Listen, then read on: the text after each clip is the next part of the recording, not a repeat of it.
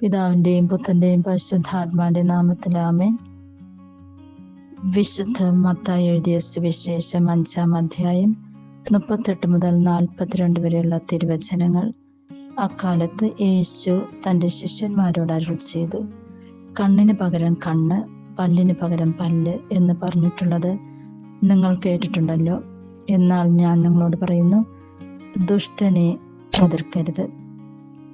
വലത് കർണത്തടിക്കുന്നവന് മറ്റേ കർണം കൂടി കാണിച്ചു കൊടുക്കുക. നിന്നോട് വ്യവഹരിച്ച് നിന്റെ ഉടുപ്പ് കരസ്ഥമാക്കാൻ ഉദ്യമിക്കുന്നവന് മേലങ്കി കൂടി കൊടുക്കുക. 1 മൈൽ ദൂരം പോകാൻ നിന്നെ നിർബന്ധിക്കുന്നവനോടുകൂടെ 2 മൈൽ ദൂരം പോവുക.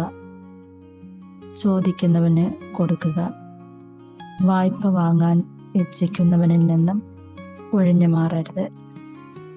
ഈ വചനഭാഗത്തിലൂടെ യേശു നമ്മിൽ നിന്ന് ആഗ്രഹിക്കുന്നത് നാം മറ്റുള്ളവരുടെ ആവശ്യങ്ങൾ കണ്ടുകൊണ്ട് അവരെ സഹായിക്കുന്നതിന് വേണ്ടി തന്നെ നമ്മൾ വച്ചിട്ടില്ല എന്ന് പറയുന്ന ആ പ്രവണത മാറ്റുന്നതിന് വേണ്ടിയും ദൈവം നമ്മൾക്ക് ദാനമായിട്ട് നൽകിയിരിക്കുന്നത് ദാനമായിട്ട് തന്നെ നമ്മൾ നൽകുമ്പോൾ ദൈവം നമ്മെ അനുഗ്രഹിക്കുകയും ചെയ്യും.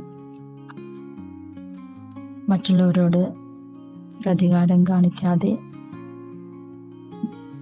ദൈവം എന്താണ് നമ്മളിൽ നിന്നും ആഗ്രഹിക്കുന്നത് അതുപോലെ ജീവിക്കാം.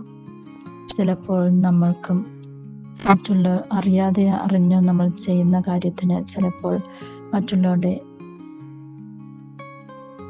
ഉദ്ദേശം അല്ലെങ്കിൽ നമ്മുടെ ഉദ്ദേശം എന്താണെന്ന് മനസ്സിലാക്കാത്ത മറ്റുള്ളവർ നമ്മളെ ചിലപ്പോൾ വിമർശിച്ചെന്നിരിക്കാം.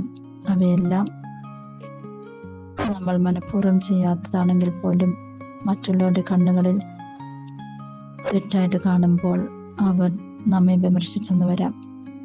എന്നാൽ നമ്മുടെ ഉദ്ദേശം ചിലപ്പോൾ നല്ലതുമായിരിക്കാം. അവയെല്ലാം യേശുവിനെ പ്രതി നമ്മൾക്ക് സഹിച്ചുകൊണ്ട് മൗനം പാലിച്ചുകൊണ്ട് അനേകം ആത്മാക്കളെ നേടിയെടുക്കാം.